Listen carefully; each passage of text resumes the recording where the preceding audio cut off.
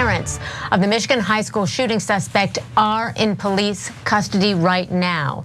This was after the pair evaded authorities for hours after they were charged with involuntary manslaughter. That's right. The parents of Oxford High School shooter Ethan Crumbley were finally captured over the weekend after they attempted to flee prosecution for their part in the tragedy.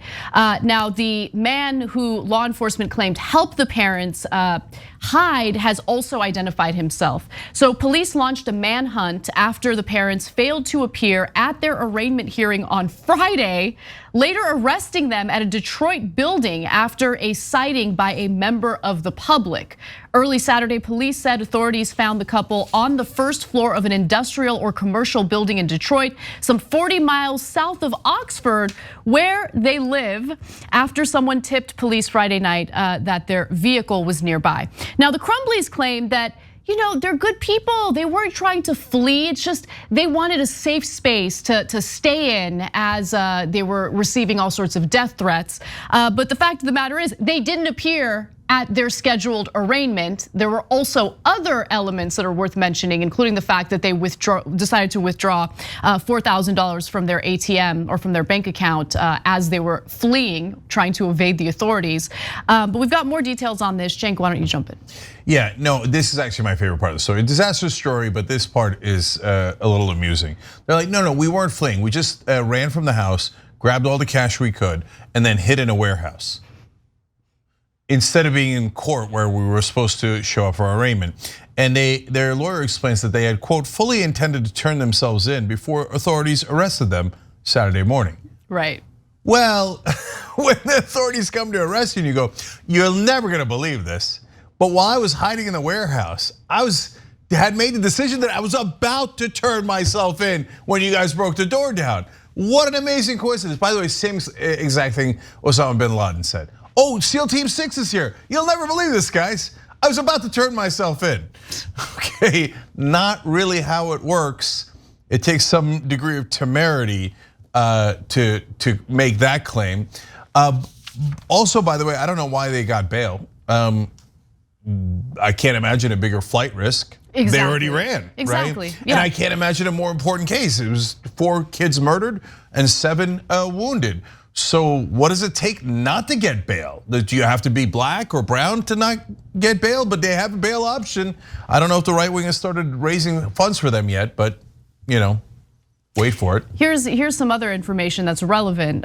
So as I had mentioned, the parents also withdrew $4,000 on Friday from an ATM in Rochester Hills, about 10 to 15 miles from Oxford. And that's according to what a law enforcement official told CNN. Law enforcement were tracking the couple's whereabouts by cell phone pings, but the signal had dropped because the couple's cell phones were mysteriously turned off. They were about to turn them back on, Anna, and turn themselves in and leave the warehouse where they were in hiding, like 3 seconds before the cops caught them. And it's just an unlucky break that they caught there. Now, their defense attorney is doing what defense attorneys are supposed to do. She's attempting to defend their bad behavior, but get a load of the laughable argument the defense attorney made in this video. Let's watch. Last night and throughout the day, we were in contact with our clients. They were scared, they were terrified, they were not at home. They were figuring out what to do, getting finances in order. And we had plans to meet them at 7:30 to text the fugitive apprehension team to get to the court by 8:30 so they could be arraigned first thing. Those were plans we made and solidified, and we did not announce it because unlike the prosecution, we weren't attempting to make this a media spectacle.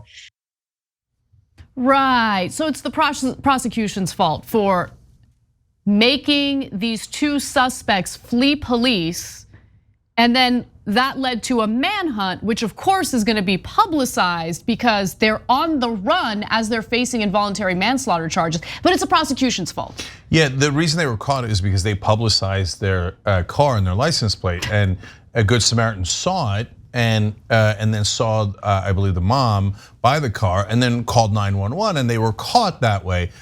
And it was just minutes before they were about to turn themselves in that they were caught, of course. And otherwise, they're such upstanding citizens. That's what they usually do. Anyways, look, guys, one more thing about that. They said they were so deathly afraid. Of what exactly? Are they saying the cops, they were afraid of the cops? I mean, who else was gonna come to get them? Are they saying that there's something wrong with the cops, that they would have just shot them? By the way, the cops did go into a situation where these guys were running from the law and they were, considered very dangerous and perhaps armed. And they didn't do anything to them. They just arrested them, perfectly calmly. So I think it's a really good question to ask them. What were you afraid of? Now, both of them are being held in the same county prison as their son, but all three of them, of course, are separated. The parents are in isolation, and they are on suicide watch as well. In regard to their charges, James and Jennifer Crumbley are each charged with 4 counts of involuntary manslaughter in connection with the alleged actions of their 15-year-old son, Ethan Crumbley, who is accused of killing 4 classmates during Tuesday's shooting at Oxford High School in suburban Detroit. Now, in regard to the individual who helped the parents hide out in a warehouse, he claims that he had no idea that the parents had an active warrant, and really that is the big question that needs to be answered as to whether or not he gets prosecuted for helping them out. So he could be charged with harboring criminals or harboring suspects. However, if there's any indication that he was really ignorant of the fact that they had active warrants against him or against them, then he could avoid being prosecuted. So his name is Andre Sikora. On Sunday, identified himself through his attorney as the individual law enforcement says helped the Crumbleys. Now, I'm just gonna make a quick note on him. He actually did turn himself in, right? And we don't know his circumstances, so I reserve all judgment on him completely. He might not have known. We don't know any of that, right? The parents clearly knew that Ethan Crumbley had a weapon that they had given to him as a present. They clearly knew he had written things that were very disturbing, like "the thoughts won't stop, help me." And after knowing that, they did not withdraw him from school, and they did not tell the school that he potentially had a gun on him. Instead, they just walked away. So, before we get to the trial, obviously they'll adjudicate it in the trial, but they appear to be massively guilty. I just want to make a distinction between them and the other guy who might or might not have helped them to hide. Exactly, and I also want to talk a little bit about the charges that the parents are facing, why they're facing involuntary manslaughter charges. And I think they should face involuntary manslaughter charges. For instance, prosecutors allege that they allowed their son free access to the gun used in the shooting, which they say James Crumbley bought 4 days prior on Black Friday. But one of their attorneys, Shannon Smith, said the gun was locked. So that's something that needs to be proven or adjudicated. But whether the gun was locked or not, it's abundantly clear that their son, Ethan, not only had access to the gun, but he was posting photos of the gun on social media. He was also engaging in some behavior in the classroom that drew some attention from educators, from teachers, and they reported him to counselors. And it seems as though the parents were aware of that and basically let him know, we're not mad at you, just be a little more careful next time, don't get caught. Let me give you the details on that. So Jennifer Crumbley also posted about the gun on social media, calling it his new Christmas present. McDonald continued. McDonald is the prosecutor in this case. And his mother also took him to a shooting range the weekend before the shooting at the school, according to law enforcement. We also have some more details about those warning signs that the educators had noticed. For instance, the day before the shooting, a teacher saw Ethan Crumbley searching for ammunition on his phone and reported it to school officials. Jennifer Crumbley, the mother, did not respond to school officials when they called her about the conduct, but later that day, sent a text message to her son saying, quote, "LOL, I'm not mad at you. You have to learn not to get caught," end quote. I don't know if she wrote that message or thought the same thing right after he murdered 4 kids and wounded 7. LOL, I mean, no, you know what? We do know actually, because she probably said it to her and herself and to her husband. LOL, our son murdered 4 people with a gun we bought him as a Christmas present when we knew he clearly had mental health issues and was 15 years old. Let's try not to get caught. Let's go hiding in a warehouse somewhere, okay? Yeah. So The degree to which I have no sympathy for these parents is immeasurable. The degree to which I have enormous sympathy for the parents of the victims is also immeasurable.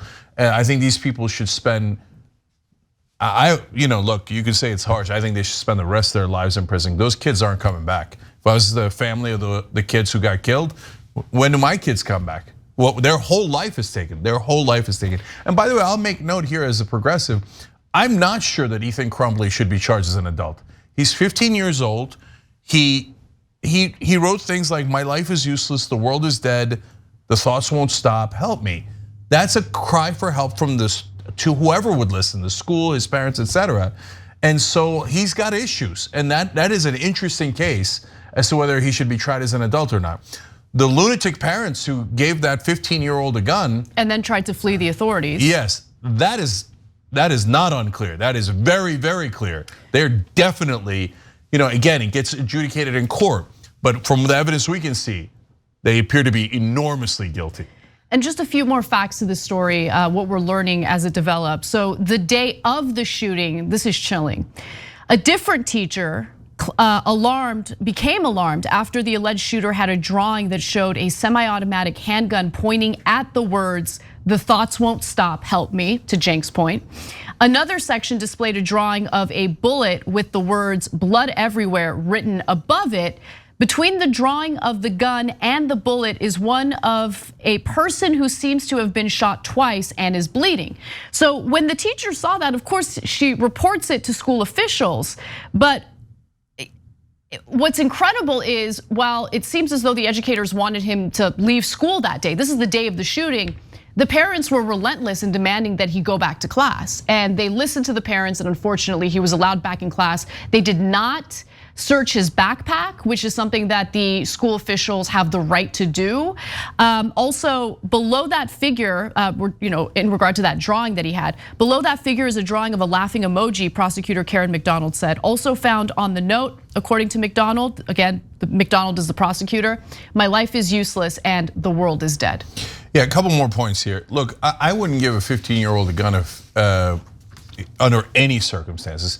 I don't know, man. I'm sure that there are some mature 15-year-olds, but in my experience, the overwhelming majority of 19-year-olds are 15-year-olds? 15-year-olds are nowhere near mature enough to handle any weapon, let alone a gun.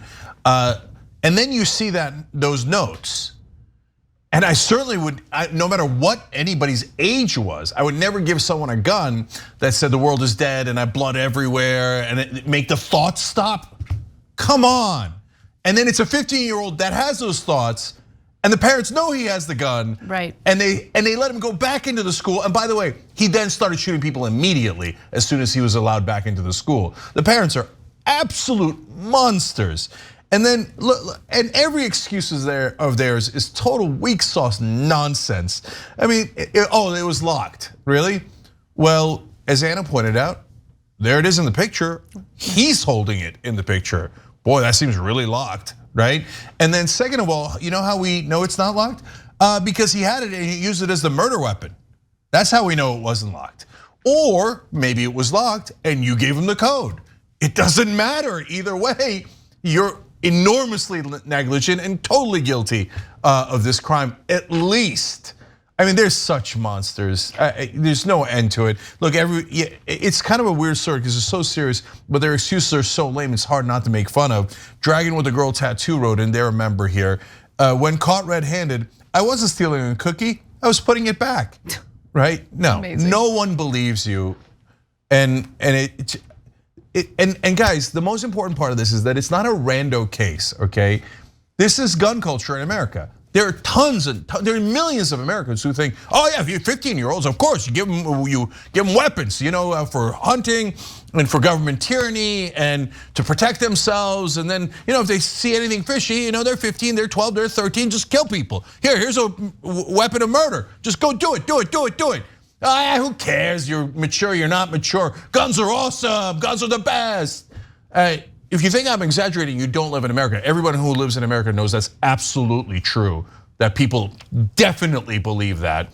And so that's why America is an incredibly dangerous place. You should honestly be, if you're thinking of visiting here, you should think twice. This is a deeply, deeply violent country that celebrates this kind of gun culture. Thanks for watching The Young Turks, really appreciate it. Another way to show support is through YouTube memberships.